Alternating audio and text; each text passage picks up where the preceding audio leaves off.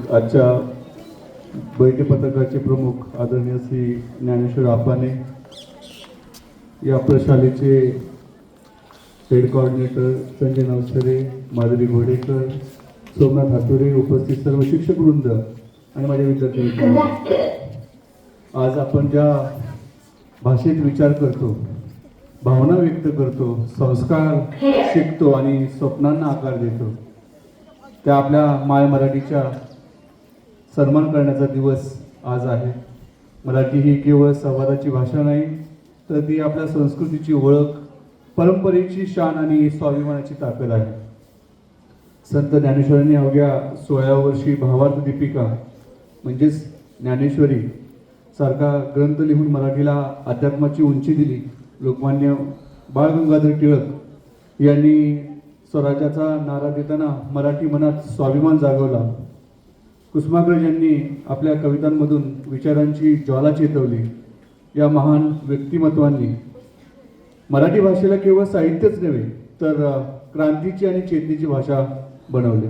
प्रिय विद्यार्थ्यांनो, आजच्या जागतिक युगात इंग्रजी आणि इतर भाषा शिकणे महत्त्वाचे आहेच, परंतु आपल्या मातृभाषेचा अभिमान बाळगणे त्याहूनही अधिक आवश्यक आहे. जो विद्यार्थी आपल्या भाषेवर प्रेम करतो, तो आपल्या संस्कृतीशी जोडलेला असतो. भाषा ही व्यक्तिमत्वाचा पाया असते. पाया भक्कम असेल तरच इमारत उंच उभी राहते. मराठी दिन हा केवळ तर एक संकल्प आहे. शुद्ध आणि सुंदर मराठी बोलण्याचा, मराठी साहित्य वाचनाची सवय लावण्याचा, आपल्या परंपरा आणि मूल्य जपण्याचा आणि मराठी आधुनिक तंत्रज्ञानाशी जोडण्याचा. तर चला आपण सर्वजण आजच एक प्रतिज्ञा करूया. मी माझ्या मातृभाषेचा सन्मान राखीन, तिचा अभिमान बाळगीन आणि तिच्या समृद्धीसाठी प्रयत्न करीन.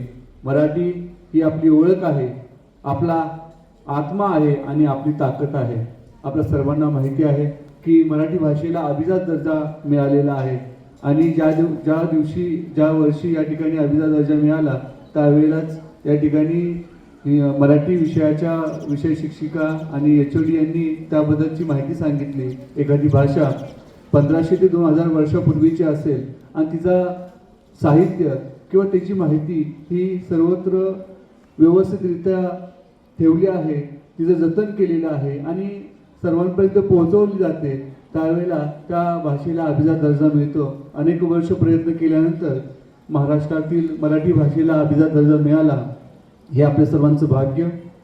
तर चला मराठीच्या या तेजस्वी परंपरेला नव्या पिढीतून नवी ऊर्जा देऊया. एवढे बोलून मी या छोट्याखाली भाषणाला पूर्णविराम देतो. जय महाराष्ट्र, जय मराठी. धन्यवाद.